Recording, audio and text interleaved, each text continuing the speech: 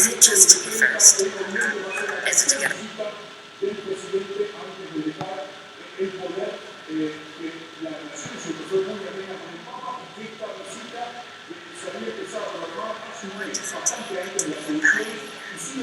Is it just to be first?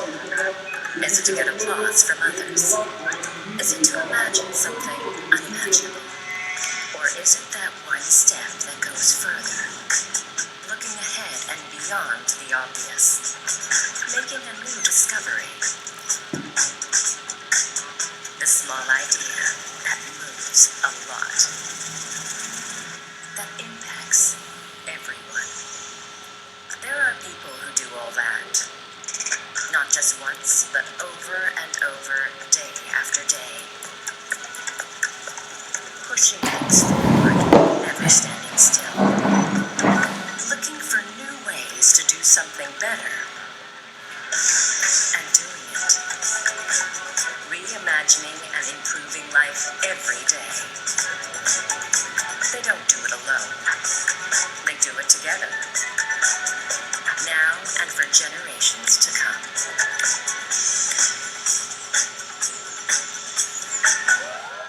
That is what pioneers do. That is what we do.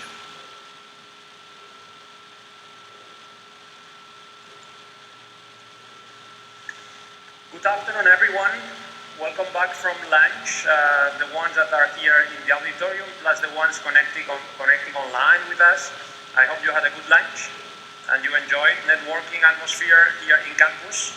Some of you told me that you haven't been for a while in campus and you feel like at home. In fact, that's your home. So, and that's going to be the session right after lunch. And I think it's basically a great pleasure for me to introduce you to Sylvie Nicole from Henkel. Sylvie is Executive Vice President of Human Resources, Infrastructure and Sustainability at Henkel. Sylvie, a warm welcome.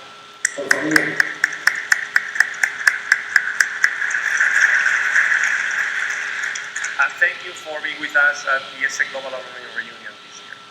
It's even more a pleasure for me to moderate this session because I am the Academic Director of the Henkel Strategic Development Program for Leaders, a program that we have been doing that for almost 20 years, partnership between Iese and Henkel. I think around 1,000 participants have gone through this program. And you, Sylvie, you went through this program, maybe you were one of the first ones in the first edition, remember, right? At that time. This building was not existing yet. You were going into the South Campus at the time. And I think that Iese and Henkel, we share common values. And that's something that we feel really this partnership really going that well. And in fact, next year, we are going to be having a specific celebration for the 20th anniversary. So Sylvie Nicole is French. Married with 3 sons. She lives in Düsseldorf and began her career at Henkel 25 years ago. Sylvie started in marketing and sales in France in the beauty care division and became corporate vice president and general manager of Henkel France. Then moved to corporate vice president and human resources role for Henkel. Later, rising to corporate senior VP of resource and global human resources. And since 2019, she took the role of Executive Vice President of Human Resources Infrastructure and Sustainability across Henkel. So we'll talk about pioneers at the heart of the good for generations later, but let's start a bit first about your career. Could you briefly tell us about your journey at Henkel, starting in marketing sales and then becoming Executive VP in HR Sustainability? Thank you very much. So, hi everybody, thanks for having me. Very happy to be there today, to be back after many years and to have the opportunity to engage with you. My journey at Henkel, I try to keep it short because actually it's been 27 years, so it's quite a long journey. And maybe that's where I should start. So it all started with people. People who gave me appetite to join this company, and it's all boiling down to people today, people I'm taking care of. So we are close to 50,000 employees at Henkel, for which I'm responsible. But in the meantime, many things happened. Actually, as you said, I joined after business school with the thinking that I would do marketing all my life because that's what I was passionate about. And after a certain number of years in marketing, was given opportunities to moved to sales, became sales director, then loved it, then was given the opportunity to become general manager, loved it probably even more, driving business, driving financial responsibility and big team was really, for me, extremely fulfilling. On the other hand, I always felt during these years, and that was already 17 years, that there was something more for me, and with all these changes that I was given the opportunity to do, that gave me the confidence that I could do a bigger change, and that I could do a change which would go in the direction that would be, let's say, even more in sync with my own purpose, which was to take care of people. And I pushed a bit to be given the opportunity to move to human resources.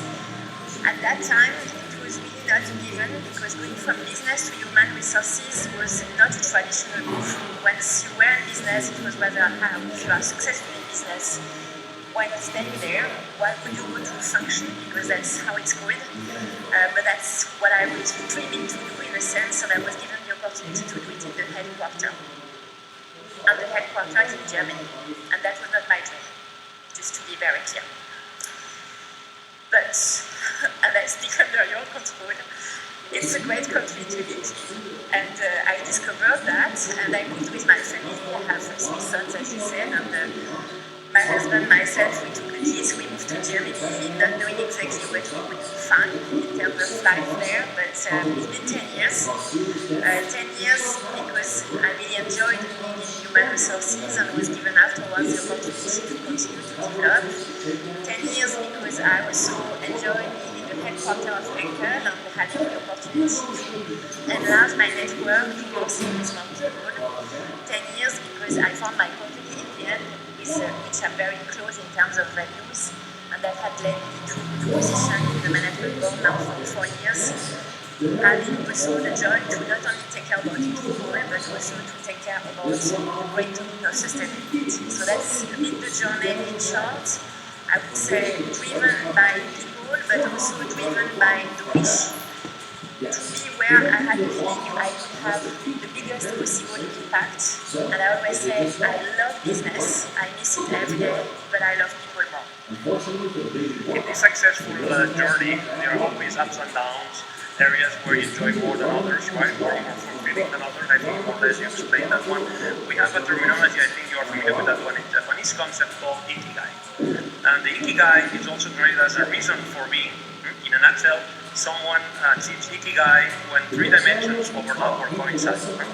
When you do what you love, when you do what you are good at, and when you do what the world needs. And obviously there's a 4th element that I'm sure that you have been covering, which is you are being paid for what you do. Well, that would be the 4th, right? Very well paid, yeah? But going into the 3 ones, after such a career of 25 years at Henkel across different functional businesses, when you felt reaching or being more close to your Ikigai? So if there would not be the 4th dimension, being paid for what you do, I would say it's now. Obviously. So I would say, for sure, it's certainly in the current position. It's a position which is putting together many things which are important to me, having the opportunity to be in the board, so to drive together with my colleagues the strategy of the company, to prepare the future of the company, to also contribute to the results that we have to achieve now. Doing that in a company which is not only part of the DAX 40, which means we have performance obligations, we need to be competitive, but that's also a value for the company. So values carry long-term oriented sustainability matters, and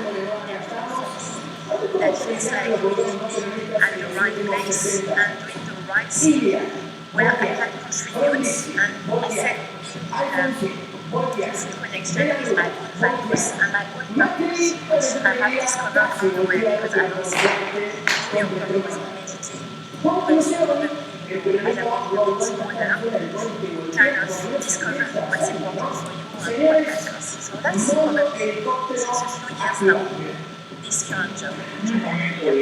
Working with people, right, and helping them develop changing or in that human sense. So you mentioned about Henkel, right? And Henkel founded in 1876, has a long history of entrepreneurship and innovation. Currently is a publicly listed company with majority shareholders, Henkel family. But since this is our guard and we talk about entrepreneurship, right, I would like to ask how Henkel addresses entrepreneurship and sustainability to drive innovation. Yeah, so maybe to start with, because I'm not sure you're all familiar with Henkel, I think what's interesting in the history of the company, so close to 150 years now, is that it was started with a person, with an individual. His name is Fritz Henkel, actually. And he was a real innovator. He was really somebody who was doing research and who was striving for innovation, who tried to go on the market with an innovation, who failed, and tried again, and made it to the success we know today. And today, we are already at the sixth generation in the Henkel family, and the fifth generation is taking care of the family, of the company right now, which means this entrepreneurship, this innovation spirit is integral in the DNA of the company, coming from the founder. And there was always the willingness to keep that alive. So for the Henkel family, innovation, research and development, putting new things on the market, trying, breaking rules at time was always part of the team. So really something that has been keeping them extremely busy years on years, which they have to transmit to the generations, but also to the leadership team. How does that transfer today who we are and how we operate? So we have 4 leadership commitments at Henkel, and one of these leadership commitments is we act as entrepreneurs, which might seem for 50,000 and we become business, that's a bit of a contradiction to be an entrepreneur. Obviously, we are not a startup anymore. That was not that we started like that. Somehow, but keeping the spirit, encouraging employees to take calculated risk, to try new things, to fail, to try again, and making clear that innovation is not only product innovation. Sometimes there is this confusion that you want to be innovative, you need to bring permanent products or new technologies on the market. We are convinced that innovation is more than that. Innovation is the way you operate. It's a process, it's how you run, it's how you take care of people, it's how you become more sustainable. And for sure, we innovate through products. So I could put so that dishwashing product, we strive to be more sustainable. We have a new formula, we reduce by 20% of CO2 emission, because we can wash with cold water, that is pure product innovation. On the other hand, we have also an industry business, with which we are a supplier for other companies. Some of them are global. And when you are in this business, you need to innovate for your customers. And here, classical but interesting example, we are working in partnership together with McKinsey, to really go extremely granular on understanding the footprint of each and every raw material that we use, to be the first company who is really able to provide the end-to-end analysis of CO2 footprint of each and every technology that they will put in their products. So that's more a long-term project. And that's where also innovation lies, not only in what you put in the market next week, but also how you will drive certain categories going forward. So that's how we live innovation daily at Henkel. No, I like what you said, that you said we act as entrepreneurs, right? I mean, how is that basically transferred to the organization, right? And maybe the family company or the family business, right, started like that, but how you keep that level of entrepreneurship day to day? It's hard work because I said, the more you are, the more challenging it is. So we work a lot on what we call our culture at Henkel. So these 4 leadership commitments, including the one on entrepreneurship, are really part of an intense cultural journey that we are doing, that we are driving with the team. We go into workshops to explain the leadership commitment we strive for. We go into intensive programs to make sure that our leaders are reflecting on how they lead and that they integrate these leadership commitments in the way they operate. We go into dialogue with was called the Accelerate Cultural Transformation, where we invited all employees to go in team dialogue to talk about what is working, what is not working, what hinders them from innovating more, from collaborating better.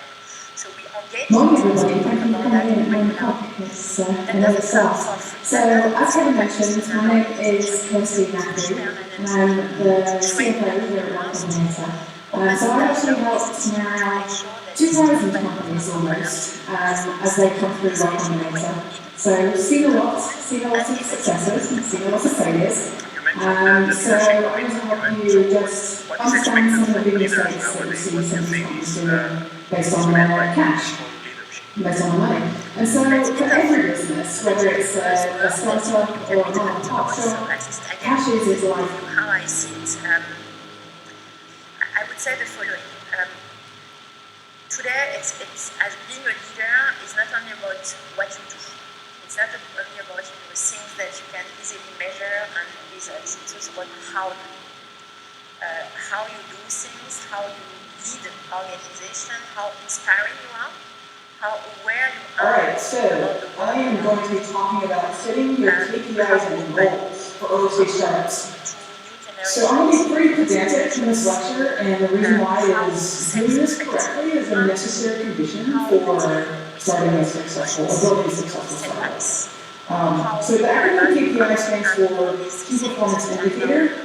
I would say they've been probably less prominent in the past when we were talking about leadership. Today, they take more and more space, because I tend to think once you have learned something, you're capable to do it. While when it comes to leading individuals, you need to be in a permanent process of learning. You need to be sure you remain a good role model for your organization permanently. And the good role model of 5 years ago is probably not the good role model of in 5 years from now. So learning, to maybe get back to what we are doing here and what you are responsible for these generations of leaders, is an absolute must to be a purposeful leader. Leaders work with people that really drive change, right? So people at the end of the day are really in the middle of the change. And talent management and development is so how important is upskilling entrepreneurship capabilities, make La reforma del Estado la hace Federico. Federico va a estar porque es mi preferido. Así dicen, Federico concentrado obviamente de la Javier no está claro el nombre del Ministerio no está claro el nombre, hay que poner el Ministerio de Regulación del Estado. Siempre va a tener más que ver con la etapa que viene del tema de las empresas del Estado que el tema del empleo público, porque era con Andrés Ibarra, que son los encargados del tema de las paritarias de los empleados estatales. Pero ¿para qué va a ser este Ministerio de Modernización, Reforma, de Regulación para Chicago? Para crear un ministerio para desarmar el Estado. Se supone que el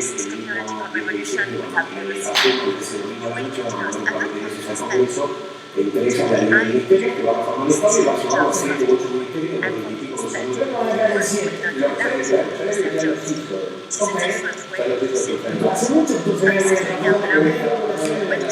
from my perspective is accepting that change is there to last, that you have no other choice than learning and upskilling yourself, and that at time you have to do it permanently on the job, and we talked about it at lunch, capturing the learning nuggets which come to you, being open, and at time you need to pause and reflect on what you know, what you don't know, what you need to learn. And at Henkel we are trying to do both, to make sure we involve our teams into trainings regularly, but on the other hand that we create moments for them to pause and enjoy learning. Recently we had a big learning festival, and the one who organized it is in the room, Francesca.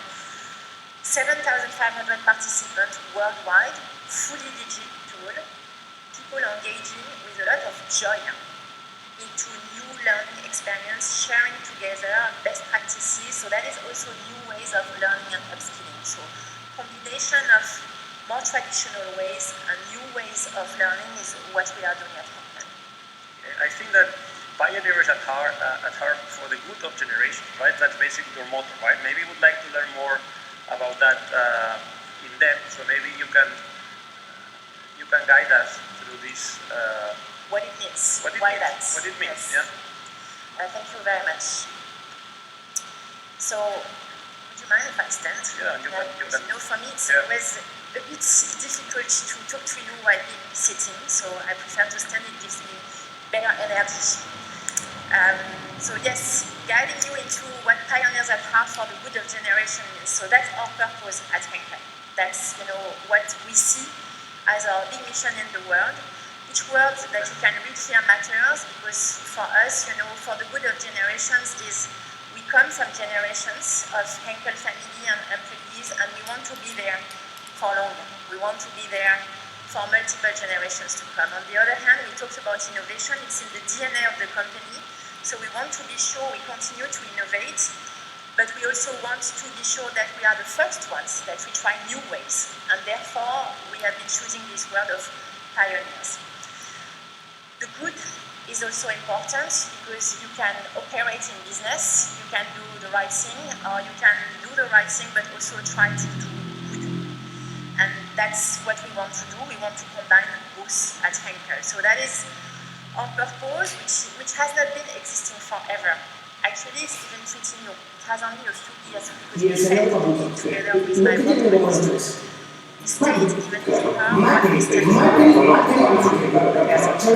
La presidencia de diputados. I mentioned where we come from, and sustainability is a part of the work I'm going to share with you right now. It's absolutely incompatible. Sustainability and there with the former Africans, it was always very mindful of how it was changing, for example, very often the role of the which is very close to where we are operating and very important. Caring, for instance, is many later on generations maybe after the first generation this notion of social progress was already there quite long. We were also the first ones to introduce non-living substances at that time. It was a very important breakthrough when it comes to detergents and sustainability. So that notion of operating in a sustainable way was always there. Doing everything perfect, certainly not. Like many companies, we certainly made mistakes. Were we very conscious about the impact the company can have on the environment and people? Yes, and that's, I think, what is in the DNA of Henkel. So when I joined 27 years ago, we were already talking about sustainability, but for sure today, it's even more important. What you see here is what we call our purposeful growth agenda. So that's the agenda of the management board at Henkel, that you see is pretty simple, so you can imagine there is more behind. But on purpose, we kept it very simple, because first we want our employees to understand where we are going, and we also want to be sure that we are all very clear on what are the competitive edges of the company.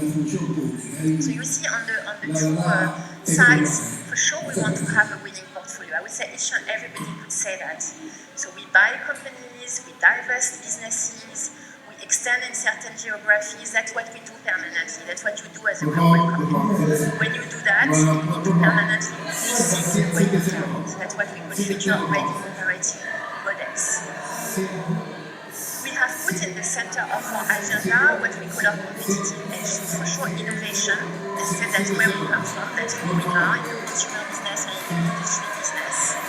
Digitalization, it's an unavoidable opportunity, if I can phrase it like that. And also in all categories it matters, but you see on purpose sustainability in the middle. We wanted to make very clear for our employees that we see the future growth opportunities lying into sustainable transformation. And the base foundation of our agenda is collaborative culture and empowered people, which is also very strong secret to our team, that without strong collaboration across countries, across functions, divisions, without empowered people, which means individuals who can give the maximum of themselves, we are very much missing. So that's a very simple agenda. And our sustainability journey starts from here. So see, we have our purpose, pioneers at heart for the older generation. We have our strategic agenda, sustainability in the middle. And from there, we go to our sustainability agenda. Our sustainability agenda is pretty fresh. We have been introducing this Sustainability 2030 Plus agenda in February last year. That doesn't mean we started in February last year. We had formerly a strategy on sustainability, but the strategy was mainly centered around environment.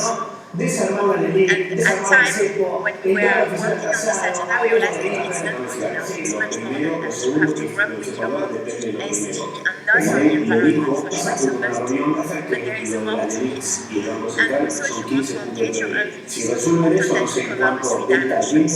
So I can explain quickly. I'm sure regenerative planet, I don't need to explain in depth because you are all extremely aware of the responsibility of companies like Apple. So for sure, we are putting our climate circularity and nature behind each and every word. There is a company position, a company ambition, and clear targets. Targets in CO2 emissions, waste, water, in palm oil. So whatever you name it, we have very clear targets, Horizon 25 and Horizon 2030 plus, which we are monitoring and driving within the entire organization. On the right part, the purple part, you see the S aspect, social progress, driving communities. And here we have two important pillars. Equity, so everything we are doing around DEI, but not only. So not only in our team, it's also about equity in the communities in which we operate worldwide. You have education, because Apple traditionally is extremely involved into education, and the family foundation has as a priority education. So everywhere where we operate, we have programs around education. And you have well-being, and here we do well-being of our employees. Because when you talk social progress for a company like us, 15,000 employees in the world, having families they are responsible for, we believe we have a responsibility towards the well-being of our people. So these are the three important aspects of social progress for us. And then trusted partner is what other companies might call governance. As said, we are on one hand in the consumer business. We put products in the hands of millions of consumers every day, every minute, every second. And on the other hand, industry, we are partners of many customers, many companies who put our technology into their products. So when you have these two responsibilities, it's important that you strive for performance, for sure, of the products you put at hands of technologies. It's important that you are transparent, that you ensure traceability of what you are doing. And it's also important that you collaborate. Sustainability, maybe contrary to other topics for companies, doesn't when you succeed alone. You succeed with your partners. You succeed sometimes even with your competitors. And I know for business people that's a bit strange as a statement, but that's the reality of sustainability. You have to think differently about collaboration in order to make sure that together we drive progress for the future. So that's our agenda, I said, with very clear targets behind.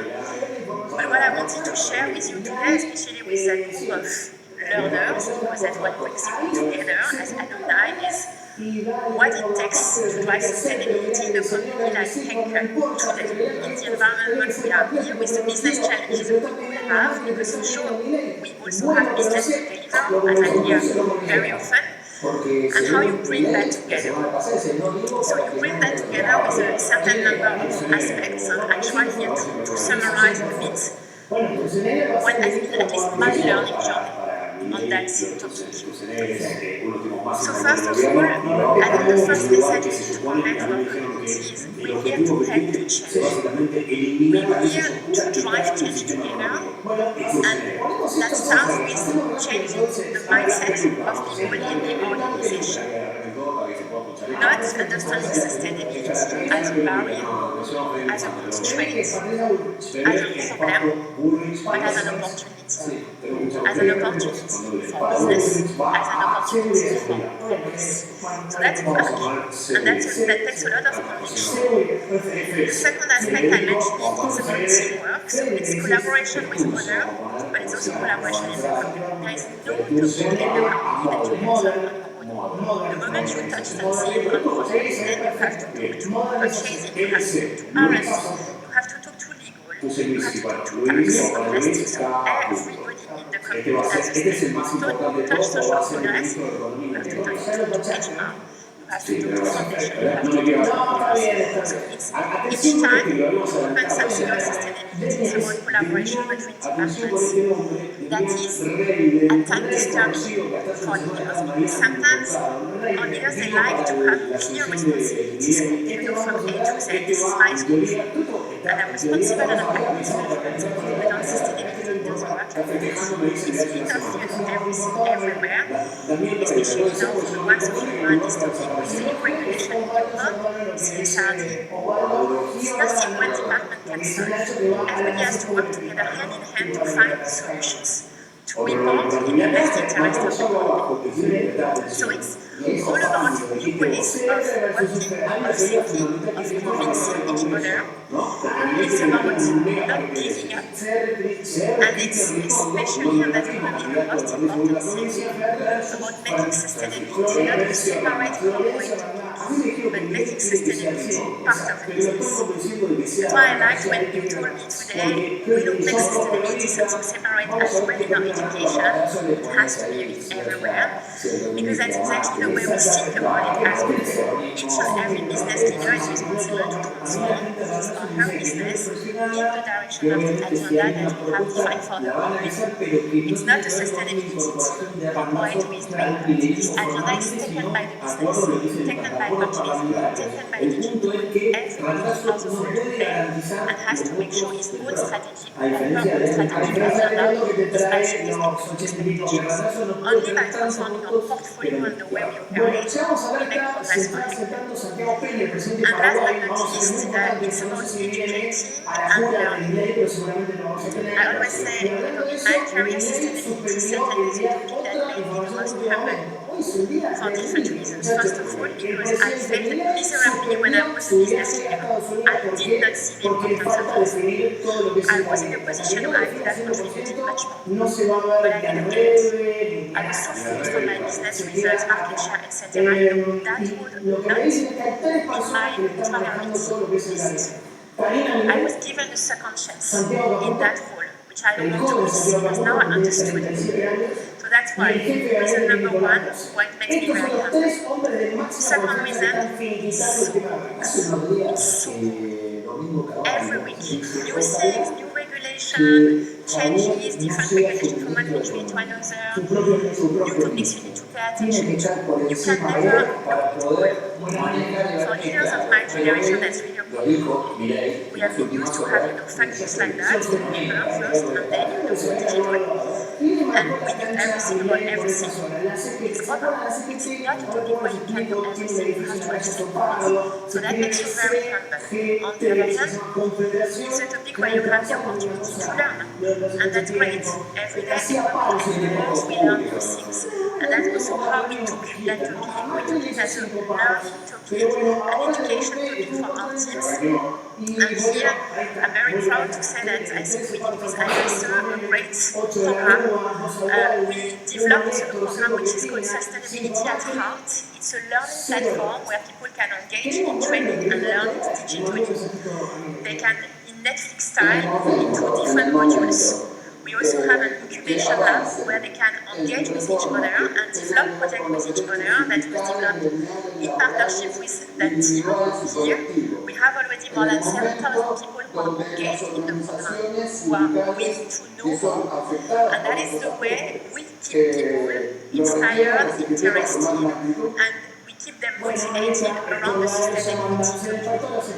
And last but not least, this year for the first time, we also realized that we have a lot of experts in the company who know a lot of things, but do not always feel hurdle. They do not always find access. They are not necessarily leaders making decisions, but they know so much. To take them out of potential frustration and to give them a voice, put them in the global sustainability forum for experts, not for leaders. Expect to expert, exchanging ideas, best practice, trying to unlock also how to address their topics in the company. It was a big success, very emotional, because for the first time they felt seen, while for some they've been fighting sometimes for 5-10 years to bring their topic to the surface. So never underestimate the quality of people you have in the company, what they do, and always find ways to make them visible and help them to drive progress for the company and for the society. So that's our journey on sustainability, and I felt I should stand because Thank you very much. Take a seat, because we have a lot of questions. Thank you very much. We have a lot of questions, and one related to your energy. Now we understand why you are called pioneers at heart, because you basically express that with a lot of passion. You transmit everything with passion, and there is several of you asking how do you keep it going, your passion. Wow, that's a good question. I think at the end of the day, when you do something that you like, and I don't want to make it more rosy than what it is, I also have my bad days, just to be very clear. I have also my difficult days. But when the big picture is there, when you know where you are going, what you want to drive, what you want to stand for, be it sustainability, be it diversity, topics which matter for you and matters for Heineken as a company and also for society, then it's your way. So that's one thing. And the other thing is, I think it's people. You know, I'm lucky to be surrounded by great people who bring me a lot of energy, a lot of ideas, who challenge me. Definitely, it's not always easy, but People from your team here. yeah, exactly. But that's, you know, that keeps you really, that keeps the motivation and the energy level, I believe, to the max. And I think that's important, because you don't do this kind of jobs if you don't have energy for it. You should not force yourself to do that. Definitely not. There is a question about people and succession planning, right? How you handle the topic of succession planning and talent development in the context of anticipating your future leadership needs. So, you know, we're a German company, so we are very organized. So French person telling you that. No, really. So we have global processes for everything. And we drop that from the center, and joke apart, we have around 10,000 managers globally that are going through the same assessment process every year. We assess performance, we assess potential. Based on that, we derive profile of the people, what they need for development, and also succession planning. It's a challenging exercise, because I think our succession planning approach is not yet as digital as I would like it to be, and we are working on that. And I think that's the challenge for many companies. We would like to push a button and get, you know, a list of names that would fit with the right skills and the right profile. It's not existing yet, but we're working on that. But overall, I think what's so important to say is not only about systems and processes, it's a lot about leaders. It's a lot about making sure that it's the leader's responsibility to prepare the next generation, that they are accountable for it. And that, you know, they will not, at the end of the year, when we look at the leaders' performance, we are not going to look only at their business result, but also how they've been developing their team, succession, diversity, satisfaction. So that's also part of how we look at our leaders. There is another question, I think, that it's repeated about challenges. So what are the biggest challenges that you foresee in the coming 5 years for Henkel, and what keeps you awake at night? Alors, there is one topic which keeps me awake at night, which is ESG, so sustainability, data steering and monitoring. I mentioned the complexity of that topic and the number of things we have to prepare going forward, and getting well organized, digitalizing everything, automatizing everything is really one big topic for companies like us, which we are working intensively on at the moment. That's one topic which keeps me awake at night. And the other, so that's the one which is a bit challenging, I would say. Another one which is more maybe positive in the sense of keeping me awake at night, but extremely inspired, is how do we make sure that we have multiple generations, so at the moment 4 generations, in companies like ours, working together and being able to not work with each other in conflict or opposition or comparison, but working with each other in complementarity, benefiting from each other, making sure that we recognize the value of new generation and former generation to the same extent, because all of them will be needed. So that's a topic where I think companies like us still have some work to do that has nothing to do with hierarchy, that has to do with having different generations under one roof with different expectations, different definition of happiness, of personal growth, different way to look at the world, and I think that's a real challenge for big companies. Related to ESG, I think there's a question that says, with regulations influencing ESG, so is the most restrictive regulation setting your global standards, or do you rather keep on local things? On regulations related to sustainability, we are extremely driven by Europe, because for sure we are German-based companies, so we look first priority at Europe, but not only because we operate in other countries, but without going into too technical details, when you are a German-based company, you are responsible based on German laws or European laws for the way you operate also in other countries. So that means, we have to fulfill the requirement of German laws and European laws also in the other countries where we operate. So that's how we look at it. In every country where we operate, we also take into consideration the local regulation, which makes it even more interesting. Okay. So I think that basically we are almost at the top of the time. So it's written, we have still a lot of questions, but I think maybe we can continue in the coffee, discussing that one. It's fantastic having you, Sylvie, with us at the GAR. You shared with us how entrepreneurship, sustainability, and innovation can be embraced successfully in a corporate through people. So my conclusion from the session would be that when company purpose and corporate culture converge, then you can put in practice consistent and transformative sustainability strategies. So from your head to your heart. Thank you very much. Thank you.